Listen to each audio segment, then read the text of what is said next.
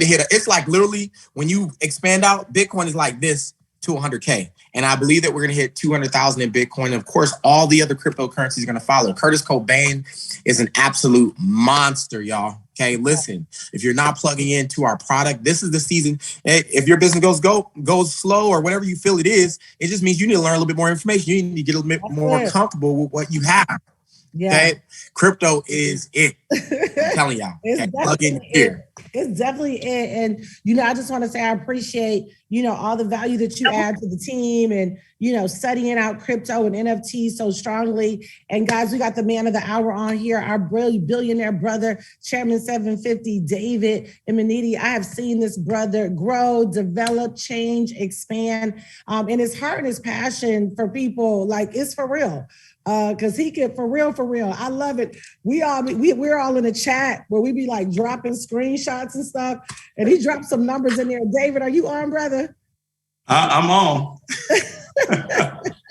Let's go. Right, what's going on? Those numbers be next level right there. Listen, he be dropping them numbers on there. I be like, wait a minute now. Wait a minute. He could have been in an island somewhere. He dropped them numbers. Let me tell you, I think it's a lot of things we all appreciate about you, but I'm going to say, for me, one of the things that I really appreciate is your transparency, especially where your numbers is concerned. It's just the numbers for me, for real. Because honestly, a lot of times when people start making those kinds of numbers, they're not telling you. They're not screenshotting. And honestly, I had a moment, I don't know, it's probably been about 2 years ago, where you said, yeah, like I'm on some $1 million a day stuff. I forgot what call we were on. And that thing just it went in my belly. I was like, oh! I was like, where is it been China? I was like, oh, God. Nah, baby. Seriously, like that wasn't even my confession at the time. And then it was off of the interest. It was off of the investments. And so that was a real moment for me where you really expanded my vision in terms of receiving. So I just want to tell you, thank you for that. And thank you for all that you do for the company. And of course, taking the leadership as you've done recently with the presentations, because you could be somewhere for real, on an island and chilling. So thanks for coming on here today. I'm gonna go ahead and turn it over to you so you can do what you do best. I got my pen and my journal ready to take some notes. Let's go. I just, Jewel, I got to say, you're one of my favorite people on the earth. I love your consistency of who you've been from the very first time I met you. You didn't meet me, but I met you, right? It was on one of your TV shows. And your energy, your passion for people, your sincerity from day one has remained the same. So I want to publicly tell you that you're definitely one of my favorite people on this earth. I absolutely love who you are. Besides, what you do in this business and what you do in ministry and what you do for men and women around the world, I think who you are is just absolutely amazing. So I know I was supposed to get on a call like this maybe a couple of weeks ago, but I literally lost my voice, like literally, because I was doing those calls three times a day, and I was literally losing my voice. But I wanted to really set the tone, Jewel. I wanted to set the tone for, what we were going to do, and I think that's what leaders do. That's what you've done, and that's what China's done. Another one of my favorite people. China, I gotta tell you, I love your Instagram. Your Instagram is just lit. Okay, if you want a lit Instagram, go to China's page and just emulate her litness. Okay, it's incredible. So you keep doing your thing. That is definitely the Bitcoin queen. If Bitcoin had a face, it's China's face, without a doubt. So I appreciate you guys, having me on this call, and I appreciate each and every one of you listening in. I think it's been amazing what we've been able to accomplish in this company over the last 8 years. I was just talking with some folks, and they were saying, David, why do you think it's worked so well in IAM? And I said 2 words. I said, GG. I said, God's grace. That's what I said. It's truly been the grace of God that's allowed each and every one of us to accomplish what we've accomplished. And I know we have some people on this call that may be brand new, or maybe you've just been in for the last 6 months, or maybe for the last year. It's always been God's grace, even before I am. And 5 years from now and 10 years from now, that's what it's going to be. So I never want people, a lot of times we get edification, and that's what we're taught in network marketing. Before Jill brought me up, she said a lot of great things about who I am. And edification for me is not what people say. I think it comes from the heart.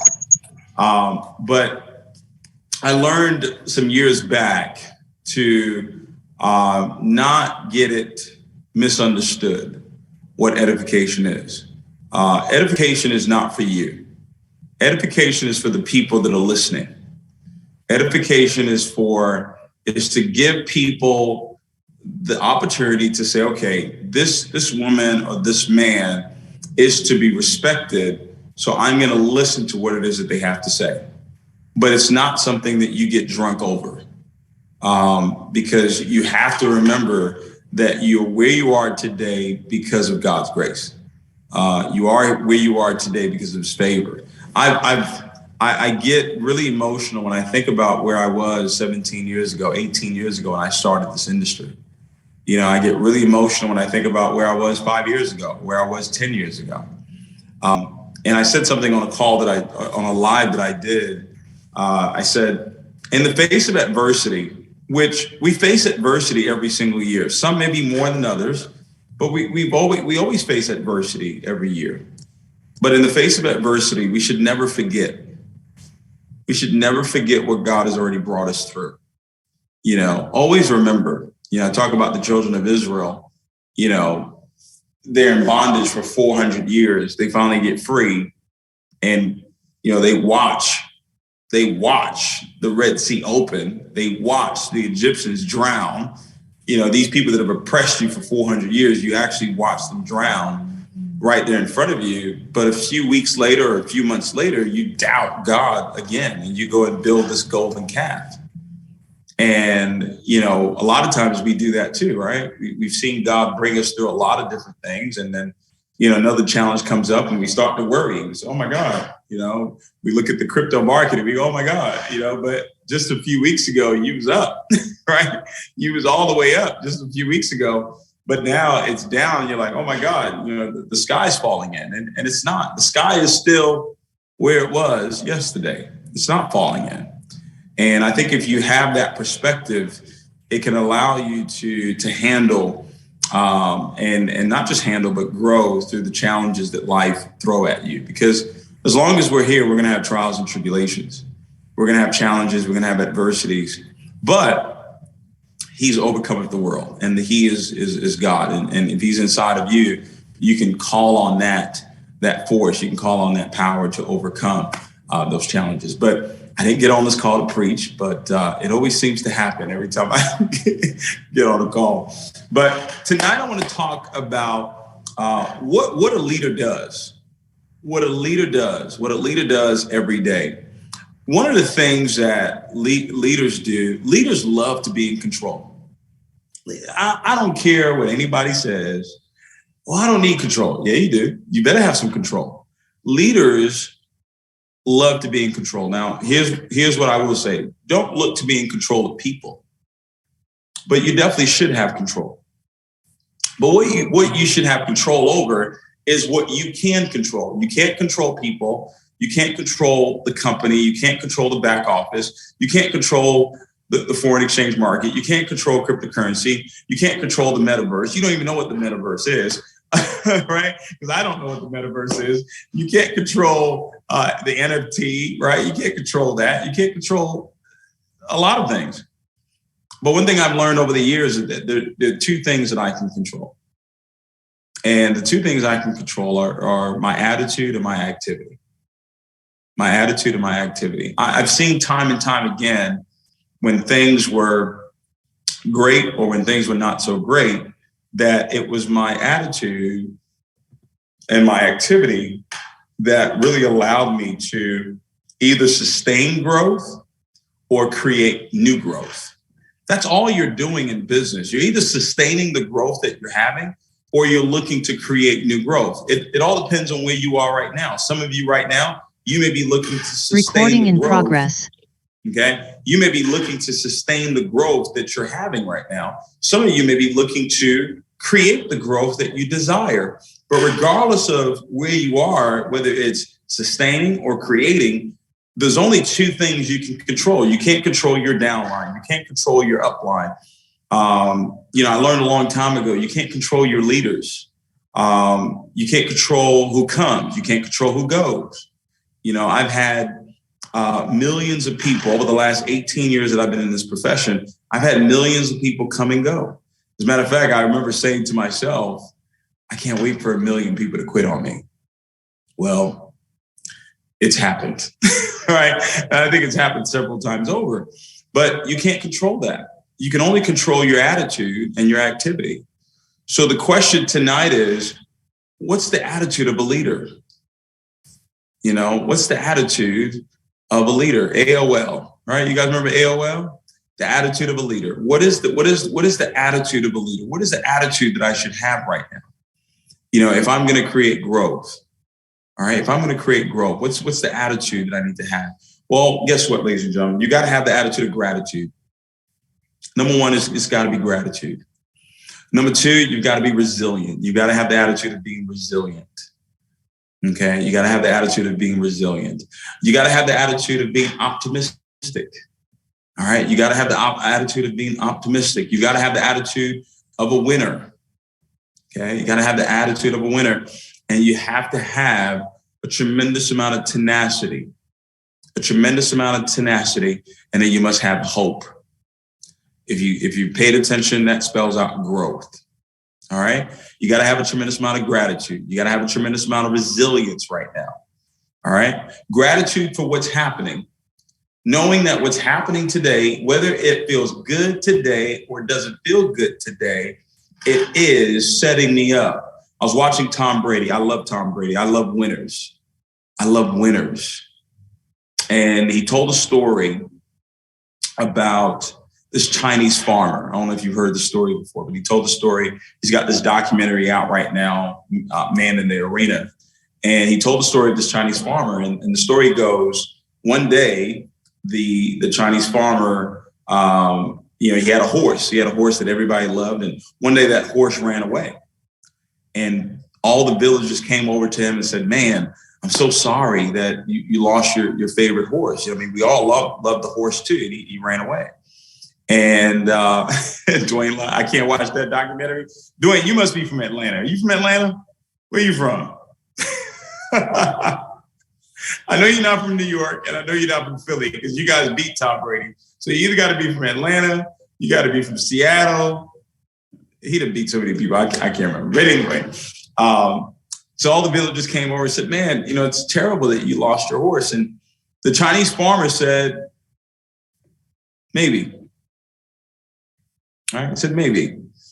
And what happened a few months later, that same horse came back to the farmer, but he brought 10 other wild horses. So all the villagers came back and get it, said, man, you're so blessed. That horse that you thought you lost, it came back and it brought 10 other horses. And the farmer says, maybe. And then a few weeks goes by and, a few months go by, a few years go by. Farmer did have a son. And one day his son is playing one of these wild horses and he injures himself, breaks his leg. And all the villagers come over again and say, oh man, it's so terrible. It's so sad. It's so sad that, the crypto market is really down right now. Oh, it's so sad. Oh, the foreign exchange market. Oh, it's so sad. Oh, this leader left. And he said, maybe. To his son breaking his leg, he said, maybe. A few weeks later, a few months later, there was a war that broke out. So now they're coming to the village to get young men to come and fight in this war. And his son can't fight in the war. So his son doesn't get to go to war. It saves his life. And all the villagers come back and say, oh my God, man, it's incredible. Your son didn't have to go to war because he broke his leg. And he said, maybe. Right? And the moral of the story is you don't know whether what is happening, whether it's good or bad, you don't know what it's setting up for you in the future. And that's how you got to look at life right now. You know, as I continue to grow and as I continue to mature in life, because some people say maturity doesn't come with age, but I think maturity, part of maturity is age. I've seen many challenges, and I will continue to see many challenges in my life, but I have the maybe mentality. I have the mentality that, you know what, even though it doesn't feel good right now, but what is this? What is it that I'm supposed to learn in this moment? Because I've got to remain optimistic, right? I've got to remain resilient. If I'm going to grow, I've got to take on the stance of being grateful and say, you know what? This doesn't really feel good right now, but what is this up for? What is this creating for me that I don't even know? How is God putting things together for me that if this didn't happen, I wouldn't make this decision? If that didn't happen, I wouldn't make this decision. You know, there was a time where I had a falling out with a mentor of mine. I absolutely just adored him. I just because he had done so much for me. He was an example of what was possible. I mean, listen, China, I used to iron this man's clothes. People talk about they want a mentee. You don't want to, you don't know what it takes to be a mentee. I mean, we literally were traveling to other cities to do meetings, and before the meeting would start, before I would go down to set things up, hey man, let me get your shirt, get your suit. I'll go and iron it and then bring it back to him. And we had a falling out, and it ate me up. It was so interesting in those moments. It felt so bad. But if I didn't have that falling out, I wouldn't be who it is that I am today. And I'm looking at your life where there were certain things that took place that, man, it just felt terrible. You were so down about it. And then you look up 5 years, maybe a year later, maybe 10 years later, and you're like, wow, man, if that didn't happen, I wouldn't be where it is that I am today. And regardless of what's taking place, ladies and gentlemen, as a leader, the only thing you can control is your attitude and your activity. So as I was looking at what was going on, I said, okay, no, my attitude's got to be, okay, it's got to be one of gratitude. It's got to be one of being resilient. I've got to be optimistic. I've got to be a winner. I'm a winner. You know what I mean? I've got to show some tenacity right now. I've got to give hope. I've got to have some hope. And I've got to double. I've got to triple my activity. I got to intensify my activity. So what are the things that I need to do to build the business? How to intensify that? So if opportunity calls, how can I do more of that? If it's presentations, how can I do more of that? If it's prospecting, how can I do more of that? My attitude, the attitude that I have to have was one of excitement, one of enthusiasm. You see, if things have to be good for you to have a good attitude, you're really not a leader, you're a follower. Because to create the environment to be good for you to feel good. But see, leaders are the ones that create the environment where other people come and feel good. See, you've got to make that decision that you're going to be that leader. You got to make that decision that you're going to be that woman, that you're going to be that guy that people look to and say, you know what, I can follow her lead. I can follow his lead. Why? Because he's got the right attitude. And he's putting forth the activity. She's putting forth the activity. People are going to follow, not what you say, what you do. They're going to follow, not what you say, but what you do. Leadership is so vital. Leadership is so critical to your success. You've got to have the attitude of a leader. You've got to have the activity of a leader. 5 characteristics that I look for in a leader. Number 1, do they have great character?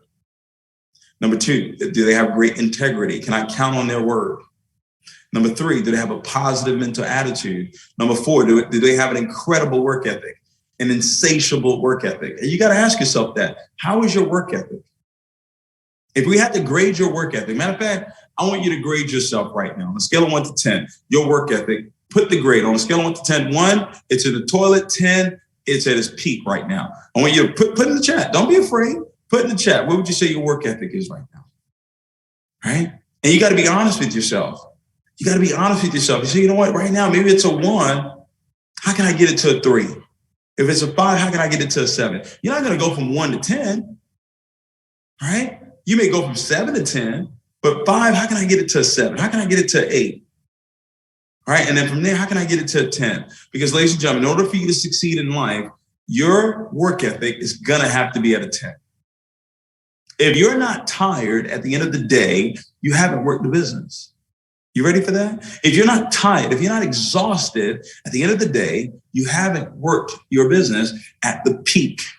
And ladies and gentlemen, let me tell you a secret. You don't have to do it for all of your life, but you have to do it for a portion of your life to have the life that you want to have.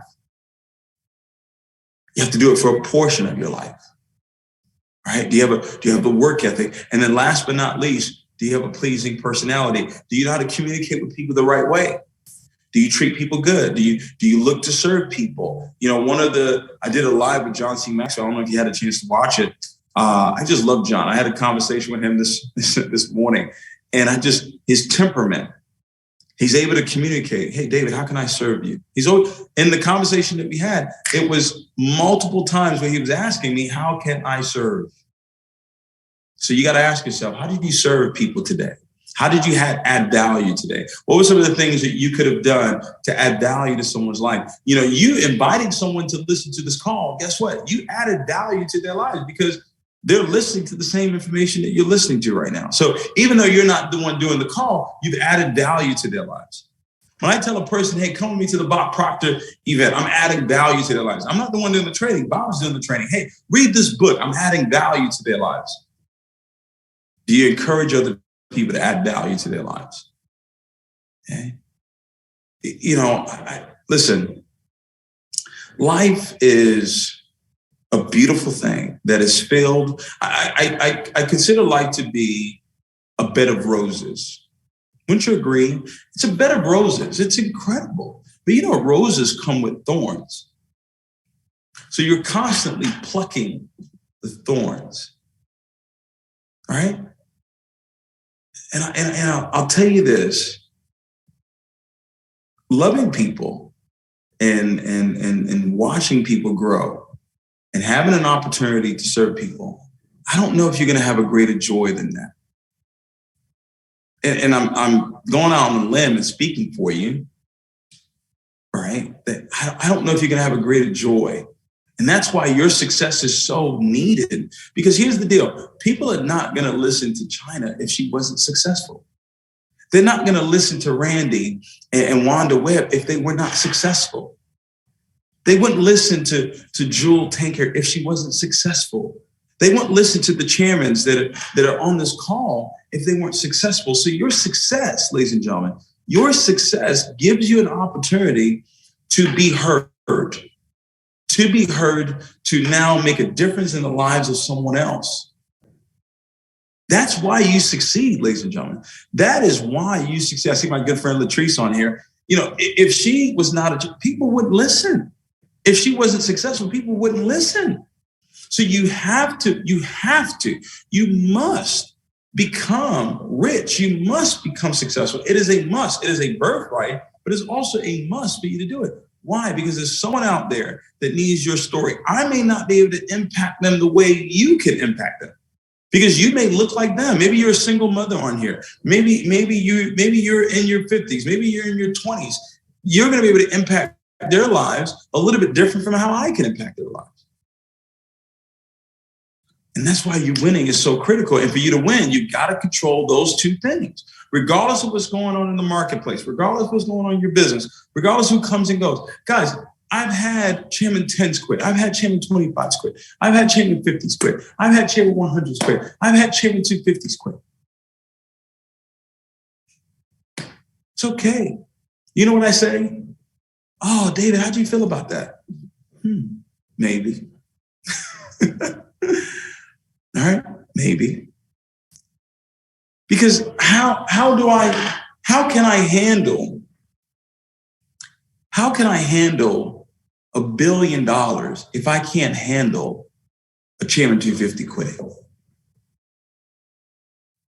See, he'll never put anything on you that you can't bear.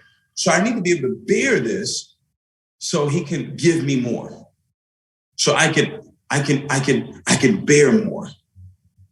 Does that make sense? The challenges that you're gonna have. I can promise you this. Jewel has faced more challenges in her life than probably 100% of people that's on this call. But that's why she's where she's at. Because she's been able to bear those things. She's been able to build character. Character is not built in the good times, ladies and gentlemen. That's not when character is built. Character is built in the tough times. That's when character is built. Character is built in the trying times. I love history. I do. I love studying great leaders from the past to see how they handle challenges. All right? And if you're going to grow, if you're going to become successful in this business and in life, ladies and gentlemen, you've got to relish the adversity. You've got to relish the challenges that comes with building this business. You got to give it your all, ladies and gentlemen. You got to give it your all. You got to ask yourself, am I giving it my all right now? Am I really giving it my all? Am I really, really out there giving it my all? Or am I making excuses in my mind as to why it's not working? If you want to find a reason why it's not working, trust me, there are many reasons why you can find it where it's not working. But I promise you this, you only need one reason. I only needed one reason for me to know that it was going to work. When I saw 444, 12 customers, $600, I didn't need to see anything else. I didn't need to see the rest of the compensation plan. All I saw was 444. That one reason is why I said yes. Can people still go platinum 600 today? Yes. Can people still go platinum 1,000 today? Yes. And if people can still go P600, and if people can still go platinum 1,000, then people can go chairman 10. But are you focused? Are you focused on having the right attitude? Are you focused on having the right activity? Prospecting 5 to 10 people a day. Showing the plan 5-6 nights a week. Ladies and gentlemen, it's just common sense. If you have a job, how many days a week do you have to work? Put it in the chat. How many days a week do you have to work? If you have a job, how many days a week do you have to work? 5, 7? Help me out, guys. 5. I see 3. I don't know what kind of job you got. 5, 6, 5, 6.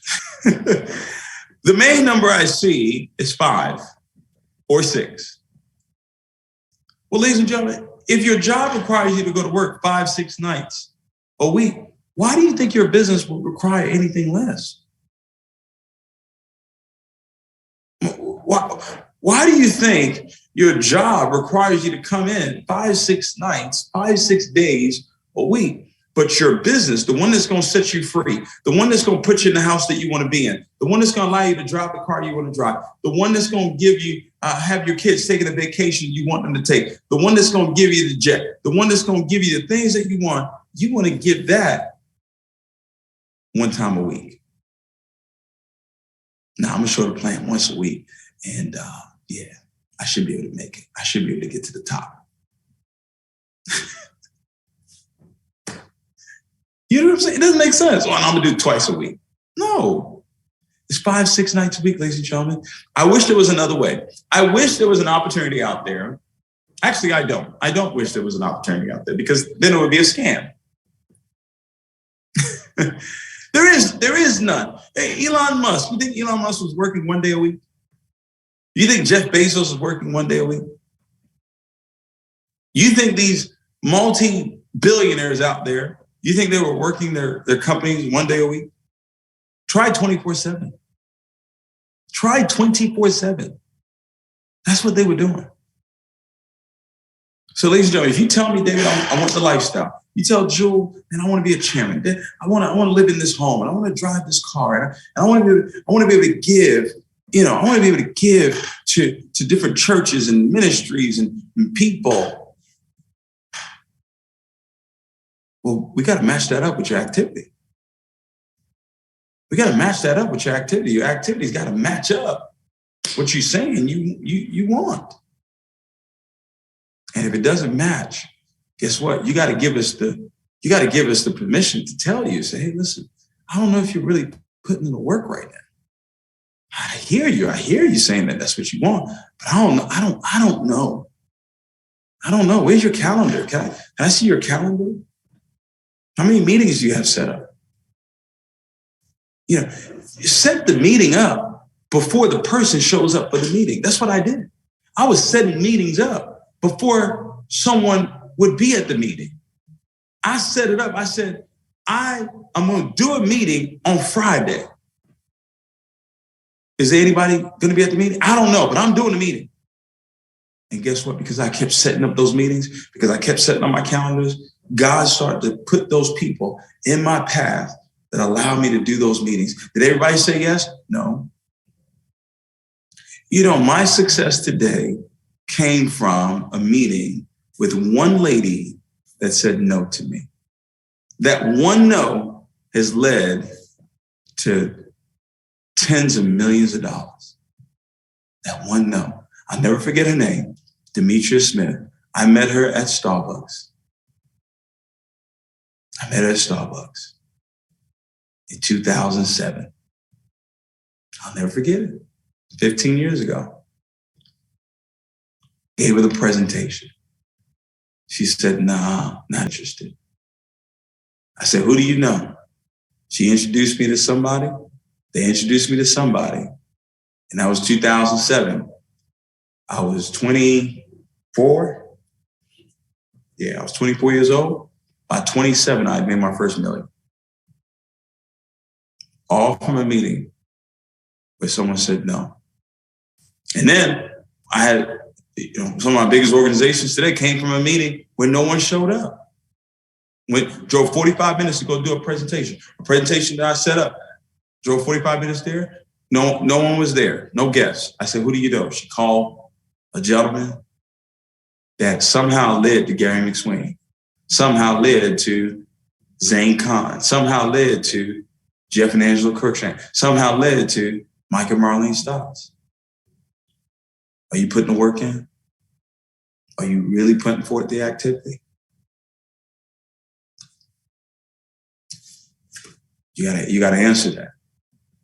You gotta answer that. Okay? And you say, well, Dave, what are you doing on this call? I'm hoping that I stir something up inside of you that says, I'm gonna go do it. I'm gonna go do it. We got West Palm Beach coming up. For this next 60 days, for once in my life, I'm gonna lay it on the line. Maybe for the first time in my life, I'm gonna lay it all on the line, and I'm gonna go harder than I've ever gone before, and I'm gonna get as many people as possible to this event, and I'm gonna let the event do what it does, and watch what happens. I can look back at periods in my life where I said, I'm gonna give it my all, David. And it paid off. And listen, guys, if it can work for me, it can work for you. I'm definitely not the smartest person on this call. Not the most gifted person on this call. But one thing I know is I believe God, I believe in myself, and I believe in others. And I've learned that if I believe in those three things, then I can win. And you can too. Okay? You can too. All right? You can too. So I'm looking forward to seeing you guys at West Palm Beach. It's going to be absolutely incredible. We're going to have anywhere from 5,000 to 7,000 people. I believe we can get 7,000 people there. I really do. And Jewel, can't wait to see you on stage. I got something planned. I'm gonna talk to the women. I want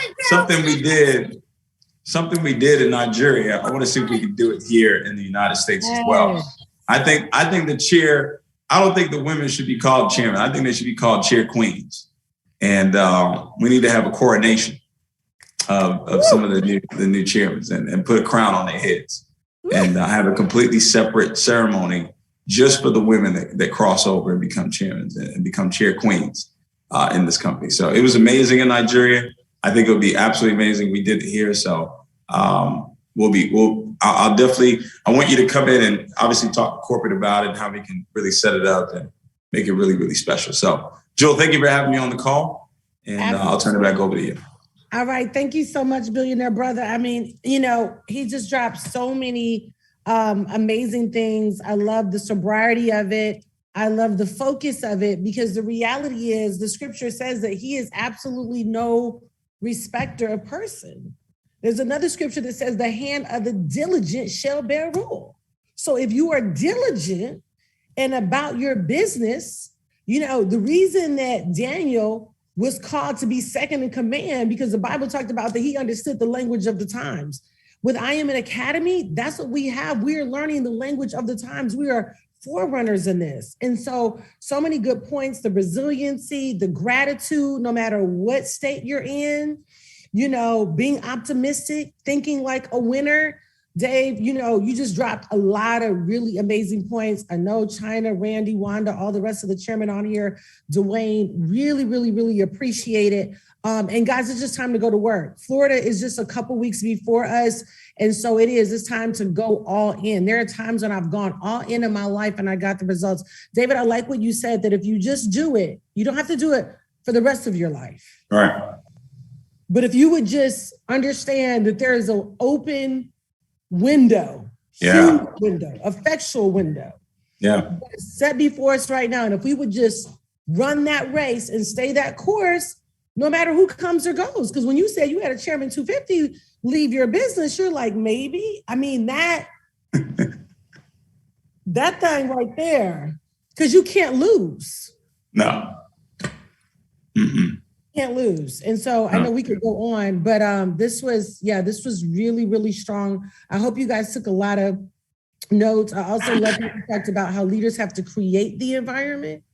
If you don't like the environment, you're not waiting for somebody else to come and create the environment. You create the environment. You set the tone. So a lot of amazing points. China, Randy, I know y'all want to jump in here real quick before we get ready to wrap the call, but this was really good and I really appreciate it because I know it is everything that we needed so that when we get to Florida, we've superseded all prior goals. All prior goals, all prior ranks, we have superseded because we put the work in. Randy and China. This was so amazing. First of all, y'all show David some love in the chat. It was the tone for me, the clarity for me. I think that one of the things that I've been sharing, and I shared before you got on, David, is that there's a shift that's taking place. And regardless to what it looks like, regardless to what it seems like, I know it's a new year. I know it's a promotion going on, but it's deeper than that. And I'm really excited about where we are right now. I believe one of the things that you mentioned even last night about course correcting, I believe that we all had to go through everything that we went through just to get to this point here. Yeah. And I thank God for his grace because the truth is we're still right on time. And so I just thank you because I believe that your tone as well as the information allowed the grounds of the ears of the listeners to be fertile enough to receive something. Maybe they heard it before, but it was something about tonight. It was something about the shift. It was something about where we are in time that they was able to receive it where the seed was actually able to be planted. And I just want to say thank you guys. Show David some love in the chat. I'm excited to be working with you. I remember the first time we met in person and we were in two different rivalry companies. We weren't rivals, but the companies were. We were. Thank God. And I hadn't even learned that from the company. I thank God I just had enough sense. And I remember just being really excited to have an opportunity to work with you because to me, and I don't care what nobody else think or how they feel, we have an all-star lineup over here. Like this is the best of the best in this company. And I feel with one IM, with one company, with the one mission, and forget all the teams, one company, we are absolutely, because God has always been at the head. He's always been the heartbeat of what we're doing. We've always acknowledged that, but now the unity of it is going to really be special, and I'm excited. So I want to say thank you for really serving from the front and hopping on a call today. It impacted the lives of every single listener. And I just appreciate you. And I'm excited about what the next 18 months is going to look like in every single person's career in this space. So thanks. Thank you. I don't really have much to say except to say thank you, David, as always, for always providing the major mentorship in this company. And everybody knows this story, but listen, you changed my life at the end of 2019, kept me in the game because I was ready to quit IM. And I'll tell you, just like anybody else, we all have the same frustration no matter what level we're at. And, we just latched on to mentorship. So I really have nothing to give here. You just dropped everything. I'll say, listen, I got a positive mental attitude. That was the big takeaway for me in a major way. Learning how to believe when times get tough. And like you said, character is built in the trenches. Character is built when things are not going good. Everybody, we could all be there and be happy if our paychecks are way up. But it's when those checks are down, when everything's down, that we keep building through and our character's built there. So I thank you for always pouring in, leading by example. So appreciate it. Let's rock. Thank you, buddy. All right, David, thank you again so much, brother. I know you guys enjoyed all of this. Thank you for, just setting aside this time. We don't take it for granted. And I know we were all blessed. I was definitely blessed. We were all blessed. So have an amazing night, guys. Let's get to work. You too. Let's go to work. All right, thanks. Bye. Bye, guys. See you later.